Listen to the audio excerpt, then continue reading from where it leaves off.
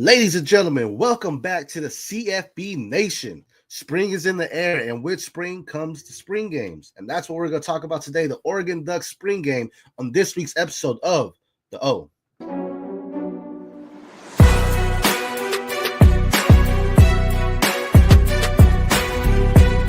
right, everybody got goals and aspirations. You know how you get those? You be the best where you're at.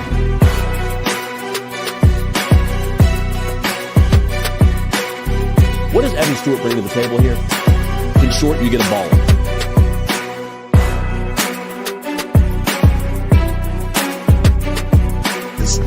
The grass is not always green. In fact, the grass is damn green in Eugene. The grass is damn green in Eugene. And you know why it's damn green in Eugene? Honestly, you know why? Because of the fans.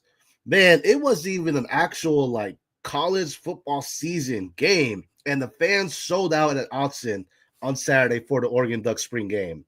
In the post-game interviews, every player, Coach Dan Lanning, they all said, thank you fans for showing up. That is a big deal because they made it feel like a real game. And when you have freshmen coming in, players from the transfer portal coming in, players that weren't on Oregon's team last year coming in, that don't really understand the energy that Autzen brings, having that kind of energy, that kind of atmosphere means a lot because the stadium wasn't even filled. It was packed, but it wasn't filled. And yet it still felt like a full home game during the season. The fans sold out from start to finish. The fans were cheering. The fans were excited. Big plays were happening. It was an all-around great experience for the Oregon Ducks and the city of Eugene, the fans that came out to Autzen to support their Ducks. It was an amazing atmosphere. I absolutely love going there.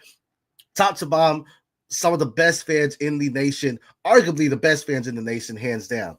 So what we're talking about today is a recap, right? Just some things that I noticed when I was at the spring game in Watts, right? One of the big ones was the quarterback showdown. There's been questions on who's going to start, right? We assume it's Dante Moore, but backup Austin Novosad is also there as well. Now, it looked really interesting at the beginning. Dante Moore seemed to struggle a little bit. It seemed more like he was playing for fun and not really competing to the top tier to me. Austin Novosad, though, came out and looked like he had something to prove. Now, granted, Novosad had the Corey and Moore on his team, right? He had what I would say are the more so starters when it comes to the wide receiver room on his team, where Dante Moore had kind of the backups on the team, if you will. So that could have been a bit of a difference. But come the second half of the game, Dante Moore really stepped up. It showed all right, he was dialed in. He was going in there to compete and everything. And these guys aren't just competing for laughs and giggles, right? The winner of the spring game gets a steak and lobster dinner, and the losers, they get Wheaties and beans. Right, so it is, you're playing for something, right? If you're telling me, hey, choose between Wheaties and beans or steak and lobster, give me that steak and lobster, but you have to show that you won it, and that's what they're competing for, which is awesome. Dante Moore looked great. He did. As I mentioned, it looked like he was, a little bit playing for fun, a little bit, not really out there to compete. He was with his brothers. He was playing for fun, having a good time, which is awesome. That's what the spring game is about. First time in full pads in front of the stadium, in front of the fans. I get it. Novosad went out there like he had something to prove. And to me, that really closed the gap on the starting job, the starting role for quarterback, where I believe it's Dante Moore. But, man, if Dante Moore is slipping, no doubt in my mind, they may give Novosad a chance. He was going out there performing. He had some wheels on him. He was evading some pressure. He was making some good throws. Dante Moore was too, though. Dante Moore has some bullets when he comes. He has nice zip on his throws. He can also evade. Both of them look hands down really good, and Oregon's QB room is really deep, right? You could go to Luke Boga. You could talk about Achilles Smith Jr. Their QB room is really deep, where if these unfortunate things were to happen, they have backup plans, right? Plan A, plan B, plan C. They have all those plans there. So it's really comforting to see that and to see each quarterback step on the field and take control of the offense. And we really saw that with Dante Moore and Austin Novosad. Now, as far as players to just notice, we got to see some of the freshmen first looks, which is always awesome, right? I've been on record for saying I don't think the Corey Moore sees much of the field to start the season. Then I'm going to eat my words because the Corey Moore looked like he's him. You talk about the wide receivers. Evan Stewart, was on the field, right? I don't know if he was injured or anything like that. They didn't really say anything post game about that. Evan Stewart wasn't there though. He was there, but he wasn't on the field. So Decory Moore really had the light on him, and my goodness, Decory Moore is him. This kid, I've been saying Dan Lanning is about the next man up, right? Decory Moore, freshman out the gate, may be good to go. I mean, he is that good. This kid was moving like a bolt of lightning, like right. You blink and he's gone, right? He was moving his feet like he's just a little. I don't know, just a cheetah. The way the cheetahs move their feet, I guess you could say this kid is fast. He's quick. He's agile. He has the hands. He's making spectacular catch after spectacular catch. He makes defenders miss. Everything you love about him, we saw that in high school.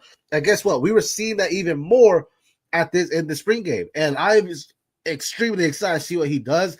I still think Evan Stewart can be that wide receiver one, right? But if there's any fault, there's no question in my mind that Decory Moore gets an opportunity, right? I like Gary Bryant Jr., Trayshawn Holden, Jerry Dickey, Jeremiah McClellan, Cooper Perry. There's a bunch of wide receivers there.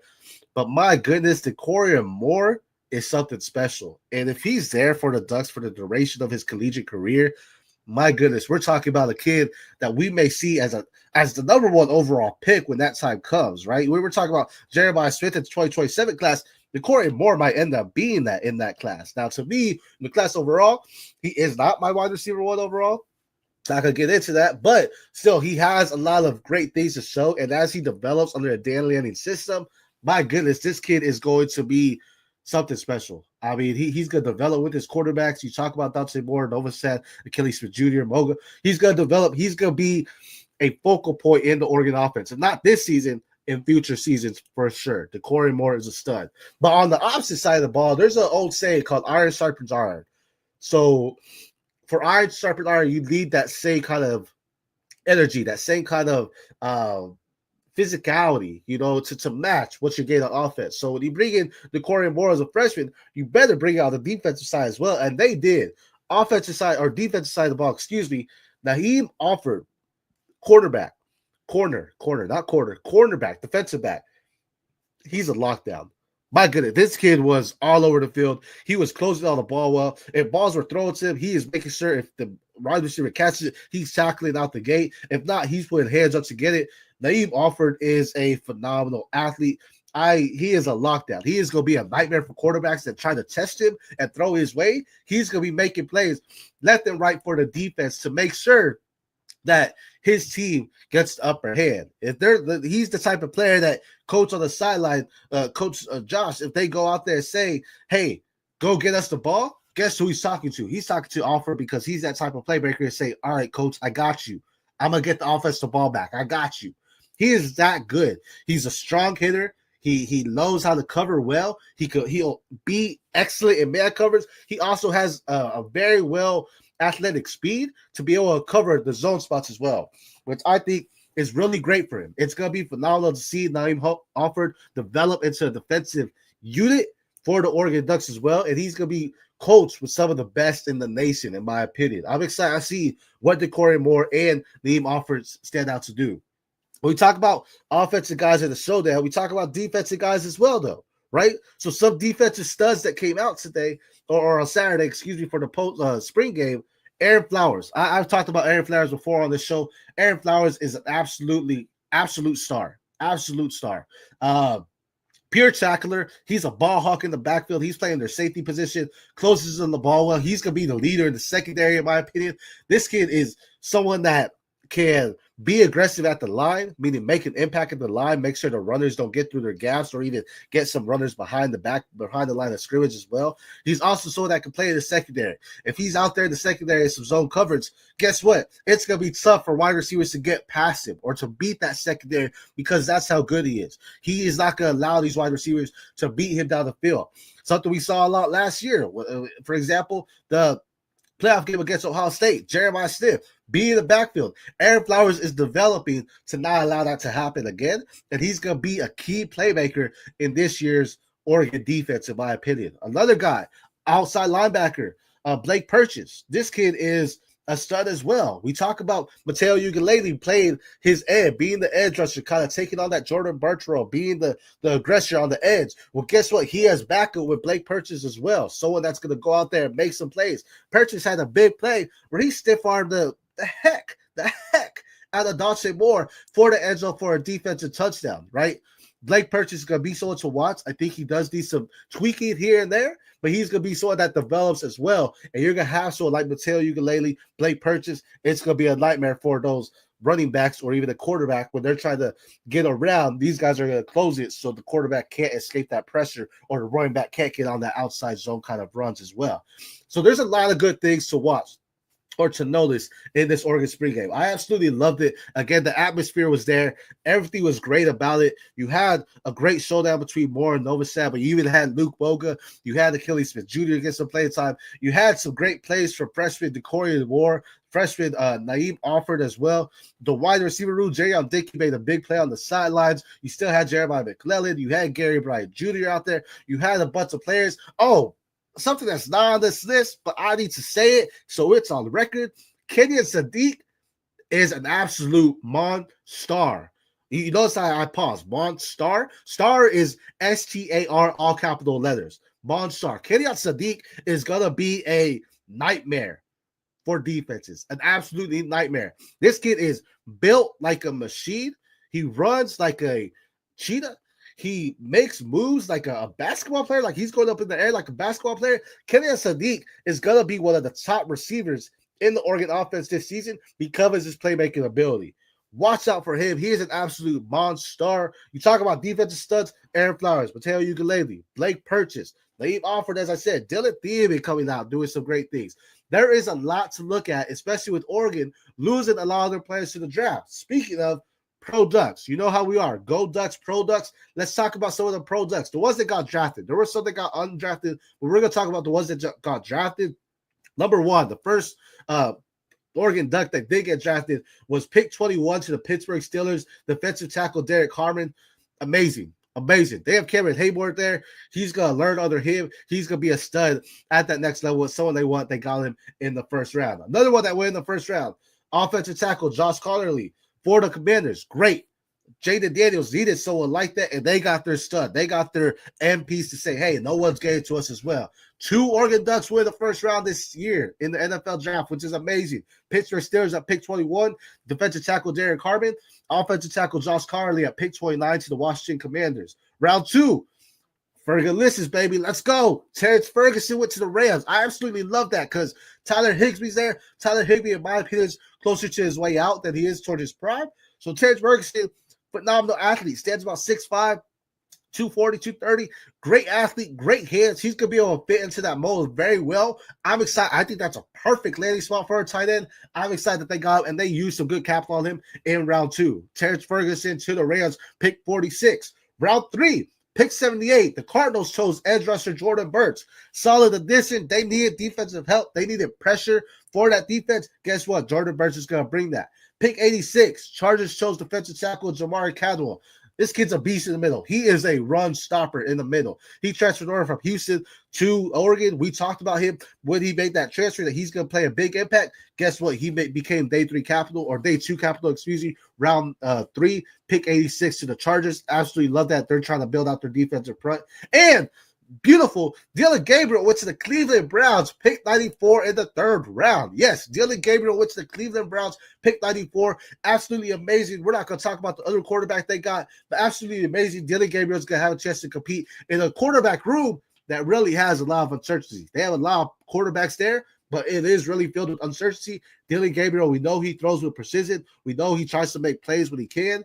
It's going to be awesome to see him compete in the Cleveland Browns. They drafted him in the 3rd round, pick 94. Round 3, pick 78, Cardinals edge rusher Jordan Burch. Pick 86, Chargers defensive tackle Jamari Cadwell.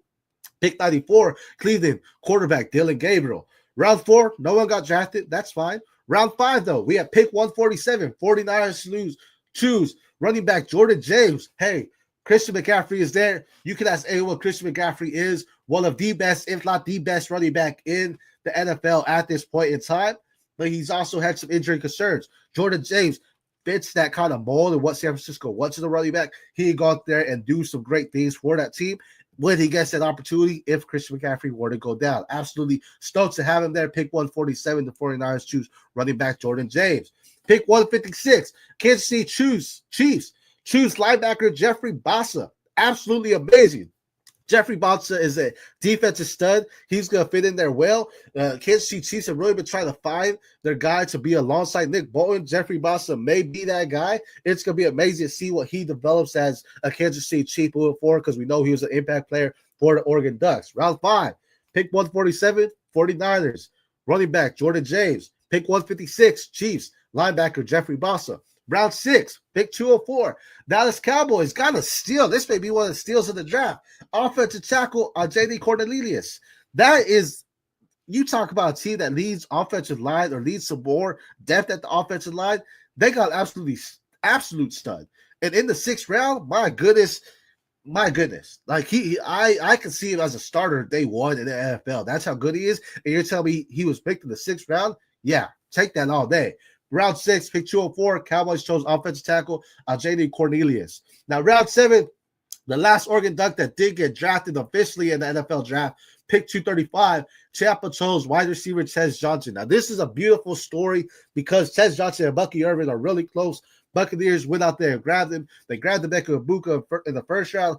They still got another playmaker. And guess what? Tez Johnson is undersized, but he's someone that can play in a type of wildcat. He's someone that you can put him in the backfield, kind of get some playmaking or, some running games for him to just utilize his skill set. He can play in the slot. They, again, have Emeka Egbuka there, have Chris Godwin there, but you can also have Tez Johnson in multiple packages as well because of his speed. When you talk about the 40, he didn't run the fastest 40. I'm not worried about that. Put the pads on and watch him play. He's fast. They got a steal there. He could be someone that goes out there and make an impact. I absolutely love that. Round 7, pick 235, Tampa Bay chose wide receiver Tez Johnson.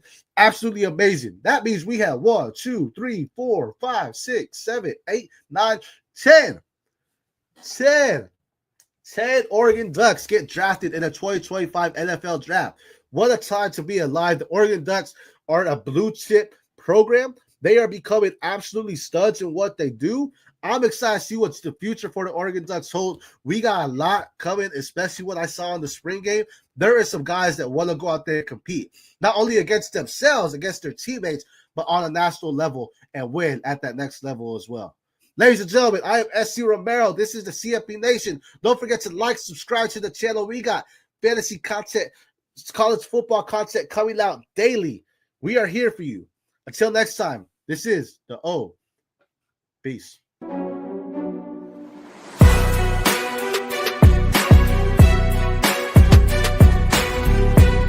Like, everybody got goals and aspirations. You know how you get those? Be the best where you're at.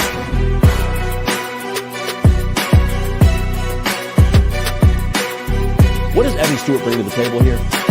In short, you get a baller.